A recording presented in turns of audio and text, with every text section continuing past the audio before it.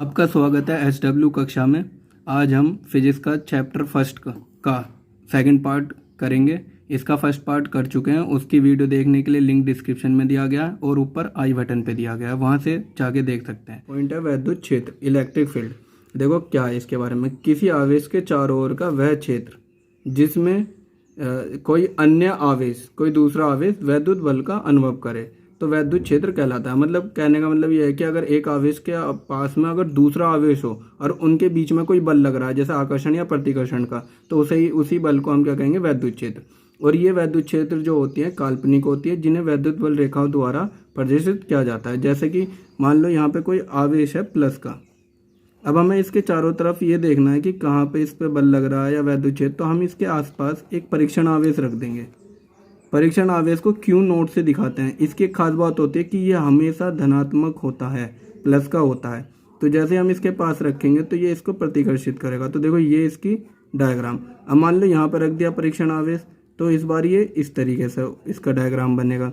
यहाँ पर रख दिया तो इस बार ऐसे बनेगा। यहाँ पे रख दिया हम कोई परीक्षण आवेश तो ऐसा बनेगा, क्योंकि ये पॉजिटिव है और पॉजिटिव को धनात्मक को क्या करता है, प्रतिकर्षित करता है। अब अगर दूसरी साइड मान लो मैं एक और आवेश ले लूँ, कोई माइनस का आवेश है, अब इस पे देखना हो हमें ये वैद्युत बल जो, और ये काल्पनिक होती हैं, तो हम फिर परीक्षण आवेश रखेंगे। परीक्षण आवेश की क्या खास बात होती है कि ये हमेशा धनात्मक होता है। तो जैसे ये रखूँगा तो ये क्या होगा कि माइनस इसकी तरफ को आकर्षित, प्लस इधर को आकर्षित होगा। यहाँ रखूँगा ये इधर को जाएगा, और ऐसे ही इसे रखूँगा तो इस तरीके से ये एक वैद्युत बल की बनेंगी। इनकी विशेषताएं भी होती हैं, वो आगे देखेंगे। वैद्युत बल रेखाओं की विशेषता देखो, अब एक प्लस का हो गया आवेश और एक हो गया ऋण आवेश। तो इन वैद्युत बल की विशेषता में पहली विशेषता ये होती है कि हमेशा ये रेखा प्लस से माइनस की ओर चलती है। पहली विशेषता हमेशा प्लस से माइनस की ओर चलती है। ठीक है, कितनी भी बना लो, एक से दिखा दो, दो से दिखा दो। और हाँ, ये बल रेखाएं, दूसरी विशेषता यह है, ये हमेशा काल्पनिक होती हैं, हमें दिखती नहीं है। तीसरा विशेषता यह है कि ये एक दूसरे को कभी भी किसी भी पॉइंट पे नहीं काटेंगी। और चौथी जो इसकी विशेषता वो ये है कि अगर मान लो इसके किसी भी बिंदु पे, जैसे ये बिंदु है, यहाँ पे मैंने एक स्पर्श रेखा खींची। स्पर्श रेखा वो होती है जो उसे टच करके जाती है केवल। अगर उस स्पर्श रेखा को खींचूंगा तो ये स्पर्श रेखा जो होगी ये इसके बल की दिशा को और वैद्युत क्षेत्र की दिशा को निरूपित करेगी। देखो ये है इसकी विशेषता, ये सारी बता चुके हैं। पॉइंट पॉइंट पर लिखी हैं कि ये प्लस से माइनस की ओर जाती हैं, प्रतिच्छेद नहीं करती, काल्पनिक होती हैं, स्पर्श रेखा पर वैद्युत क्षेत्र और वैद्युत बल की दिशा को दिखाती हैं। अब अगला बिंदु या अगला पॉइंट है वैद्युत क्षेत्र की तीव्रता। ये डेफिनेशन आ जाती है कभी कभी। तो देखो इसमें क्या लिखा है कि वैद्युत क्षेत्र में स्थित किसी बिंदु पर रखे एकांक कूलाम के आवेश पर लगने वाला बल को ही वैद्युत क्षेत्र की तीव्रता कहते हैं।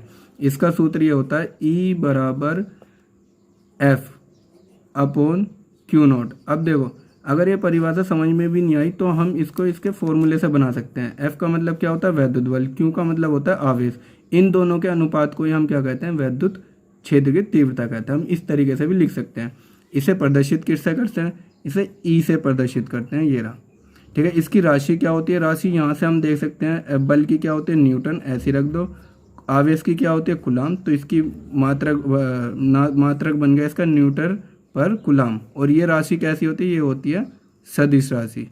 थोड़ी मिस्टेक हो गई, कोई नहीं। वीमा, इसकी वीमा क्या होती है, वीमा होती है ML-T-3A-1। ये वीमा कैसे निकलती है, ये सीखने के लिए हमें बताया, हम इसे डिटेल में समझा सकते हैं। नोट करके यहाँ पे बोला गया है कि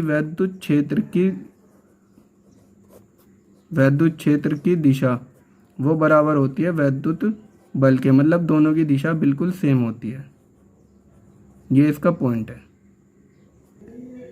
अब अगला पॉइंट है वैद्युत क्षेत्र के लिए व्यंजक। मतलब जैसे हमने अभी E बराबर F अपॉन क्यू नॉट पढ़ा, वो इसका छोटा सा सूत्र है। अब उसको थोड़ा सा बड़ा कैसे करते हैं, देखो इसके लिए हमने क्या करेंगे, यहाँ पे हम एक आवेश मान लेंगे। मान लो कोई बिंदु O है, इस पर मैंने एक आवेश रख दिया Q।